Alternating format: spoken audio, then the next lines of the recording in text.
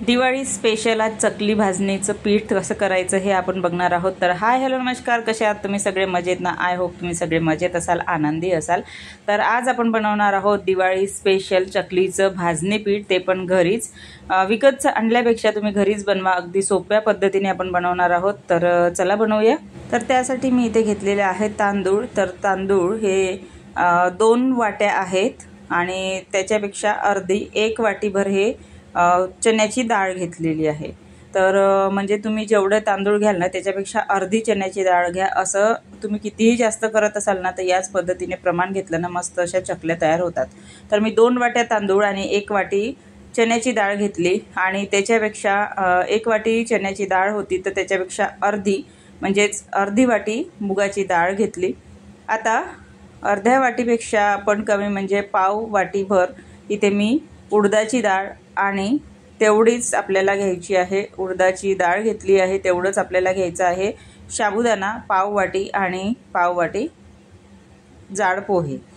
तर नंतर इथे आपल्याला मसाल्यामध्ये 2 चमचे धने, साबुत धने, 1 चमचा सोप आणि 2-3 लवंग, मिरे आणि थोडासा ओवा आणि ते जिरे घेतलेलं आहे 1 ते 1.5 चम्मच वगैरे, थोडंफार कमी जास्त चालेल। तुम्ही किती जास्त प्रमाण घेताय त्यावर डिपेंड आहे सगळं। तर इथे मसाले राहू देऊ आधी, पण ह्या 4 डाळी आहे ना त्या म्हणजे तांदूळ आणि या 3 डाळी ह्या सगळं स्वच्छ धुवून घेऊ। स्वच्छ धुतल्या बघू शकता तुम्ही आणि 2 ते 3 पाण्याने स्वच्छ धुतल्यानंतर पाणी थोडंसं निथळू दिलं चाळणीत आणि नंतर मग इथे घरामध्येच फॅन खाली छान कॉटनच्या कपड्यावर इथे त्याला चांगलं असं सुकायला ठेवलं। तर आता धुवून झाल्यानंतर पाणी निथळू दिल्यानंतर कपड्यावर टाकलं कॉटनच्या आणि चांगलं पसरवून घेतलं। आता याला फॅन खालीच चांगलं असं कोरडं सुकवून घ्यायचं आहे, नाहीतर तुम्ही बाहेरच्या हवेत सुद्धा सुकवून देऊ शकता, उन्हामध्ये नका ठेवू। बस एवढं एक करू शकता।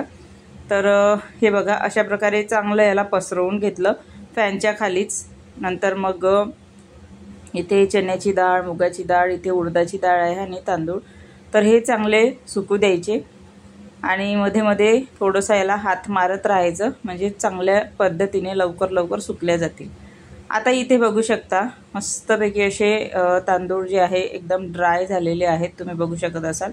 आता हे सगळे आपण आणलेले आहेत किचनमध्ये आणि आता याला चांगलं असं भाजून घ्यायचं आहे। आता चकलीचं भाजणे पीठ म्हटलं तर आपल्याला भाजणं हे खूप महत्त्वाचं राहते आणि याला चांगलं असं हलकंसं न्यायला भाजून घ्यायचं। याला डाग पडेपर्यंत बिलकुलच भाजायचं नाही आहे। तर इथे मी पहिल्यांदा घेतलेले आहेत तांदूळ आणि गॅसची फ्लेम इथे मी लो टू मिडियम यामध्ये ठेवलेली आहे आणि याला कंटिन्युअसली मी खोरत राहत आहे। तर इथे 3 ते 4 मिनटं आपल्याला तांदूळ नाही का चांगले भाजून घ्यायचे आहे। आता इथे 1-2 मिनटं झालेले आहेत, तुम्ही बघू शकता हलकेसे गरम आलेले आहेत आणि 3 ते 4 मिनटानंतर अशा प्रकारे तांदूळ इथे भाजून झाले, एका ताटात काढून घेतलेले आहेत। बिलकुल डाग पडलेले नाही आहे तांदळाला, तुम्ही बघू शकत असाल। नंतर इथे घेतलेली आहे डाळ चण्याची। आता चण्याची डाळ बघू शकता भाजली आणि याला पण लो टू मिडियम फ्लेमवर मस्त अशी भाजून घ्यायची। आता तांदळापेक्षा याला थोडासा जास्त वेळ लागेल चण्याच्या डाळीला आणि चांगली अशी भाजून घ्यायची आणि एखादा दाणा ना चांगली खमंग भाजल्यानंतर त्याचा छान सुवास येतो। नंतर भाजल्यानंतर ना त्याला एक दाणा त्याचा खाऊन बघायचा, छान असा दाताखाली आला तर नरम लागत नाही, छान असा कडकन म्हणजे कडक लागतो तो, तेव्हा ती चांगल्या अशा प्रकारे भाजली गेलेली आहे। त्याचप्रमाणे आता मुगाची डाळ आणि उडदाची डाळ ही सुद्धा एकत्रच आपण भाजून घेणार आहोत आणि बघू शकता इथे सुद्धा मुगाची आणि उडदाची डाळ ही सुद्धा 3 ते 4 मिनटात अगदी भाजून झालेली आहे। फक्त चण्याच्या डाळीला थोडासा वेळ लागला। नंतर इथे कढईमध्येच आपण पाव वाटीभर पोहे आणि साबुदाणा जो घेतलेला होता तो भाजून घेतलेला आहे। तर हा सुद्धा अगदी मंद आचेवर छान असा भाजून घ्यायचा आहे। बघू शकता कलर चेंज झालेला आहे आणि साबुदाणा हलकासा जो आहे मस्तपैकी असा गरम होतो आणि पोहे सुद्धा। तर आता सगळं भाजून झालेलं आहे साहित्य। तर इथे शेवटी आपण जिरे, सोप आणि साबुत धने जे घेतलेले होते 1.5 चमचा वगैरे धने आणि 1.5 चमचा जिरे एखादी चमचा सोप जवळपास, आणि ओवा नाही घेतला, ओवा भाजला नाही आपण याच्यात, कारण की ओवा भाजलेलाच होता ऑलरेडी. नंतर यामध्ये मिरे, कलमी आणि थोड्याशा लवंग होत्या 2 ते 3, त्या टाकून घेतल्या. हे सगळं साहित्य भाजून झालेलं आहे. आता हे भाजल्यानंतर ना एकदम ताटामध्येच ठेवायचं नाही, थंड होण्यासाठी. एक पेपर घ्यायचा, पेपर छान पसरवून घ्यायचा, त्यावर कॉटनचा कपडा टाकायचा आणि यावर चांगलं असं पसरून ठेवायचं. थंड झालं की दळून आणायचं.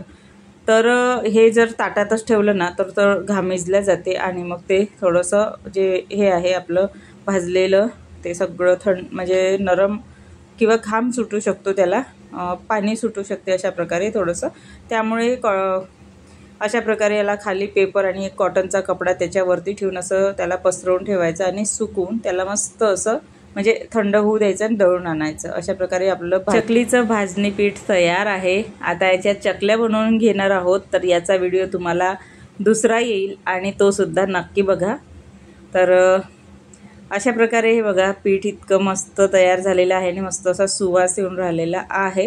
तर नक्कीच चकलीचा व्हिडिओ येईल, तो सुद्धा चॅनलवर नक्की बघा. आणि व्हिडिओ आवडला तर व्हिडिओला लाईक करा, शेअर करा आणि चॅनलवर नवीन असाल तर सबस्क्राईब करा. सबस्क्राईब केलं असेल तर बेल आयकॉनला नक्की प्रेस करा, म्हणजे जे पण मी व्हिडिओ टाकते त्याचं नोटिफिकेशन तुम्हाला लगेचच मिळून जाईल. सो तुम्ही विकतचं पॅकेटसुद्धा आणू शकता. बाजारात चकली भाजणी आरामात मिळते, पण मी नाही आणलं, कारण की घरी पण आपण अशा प्रकारे भाजू शकतो आणि छानपैकी फ्रेश असं खूप दिवसाचंही नाही राहत. तर फ्रेश मस्त चकली भाजणीचं पीठ तयार करायचं आणि मस्त चकल्या करून खायच्या. तर आमच्याकडे कशा चकल्या करतात सो त्याचा व्हिडिओ तुम्हाला नक्कीच येईल. सो नक्की बघा आणि मस्त खा, स्वस्त राहा आणि दिवाळीच्या तुम्हाला सगळ्यांना हार्दिक शुभेच्छा. हा व्हिडिओ जेव्हा सुद्धा बघाल तेव्हा. सो मस्त खा, स्वस्त राहा. पुन्हा भेटूया नेक्स्ट व्हिडिओमध्ये. तोपर्यंत बाय.